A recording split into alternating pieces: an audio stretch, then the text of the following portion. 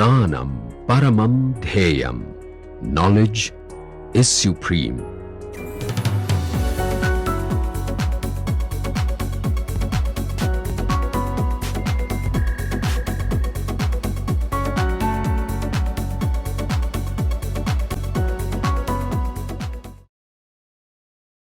Today the theme is to look at, just like in classical mechanics you have active viewpoint and passive viewpoint, right?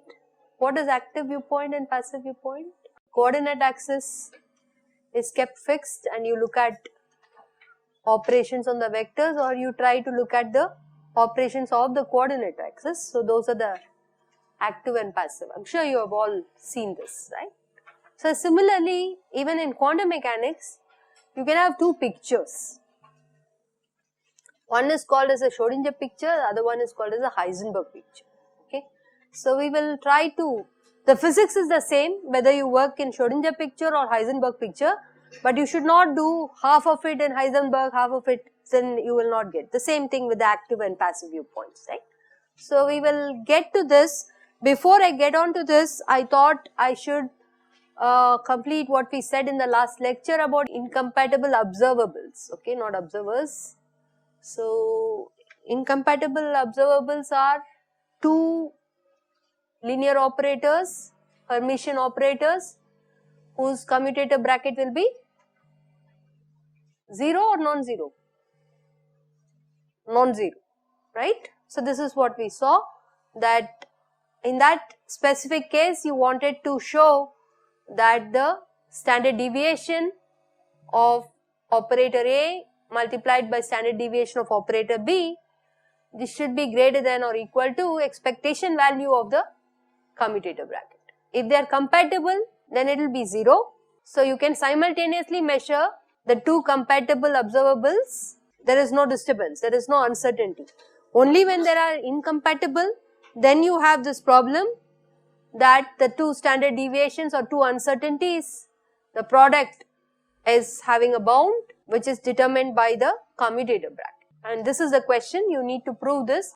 Okay, so let me just briefly recap on the slide the solution for others who have not tried it, but you can go back and rework things. I have not put in all the steps, but essential steps are put in here, okay. So first you try to write a small little a to be the operator A minus the expectation value of the A operator. So this is basically taking you deviation from the mean value. Similarly, little b in the same way. What happens to the commutator bracket of A with B? A with B commutator bracket, what will happen to it? It will be same as little a with little b. Why? Expectation value is some kind of a number, so it doesn't really play a role. Okay, so expectation value is a number, so you can try to check that little a little b commutator is same as the observable operator A commutator with B. Then you can also use this fact that if you take the matrix element of the little a b operator between some arbitrary state psi, you interchange that, that's nothing but the commutator bracket evaluated as an expectation value, right? And you can, this step you can verify, okay, you can try to write A with psi as some phi, B with psi as some chi, and then this will be the star of it. So if you take an inner product of two states minus the star of the inner product of those two states, the difference will always be proportional to the imaginary value. Okay, will you try this? Just check it out. Take B with psi as some new state, A with psi as some other state, and you can try and show that this, use the inner product property. What is the inner product property?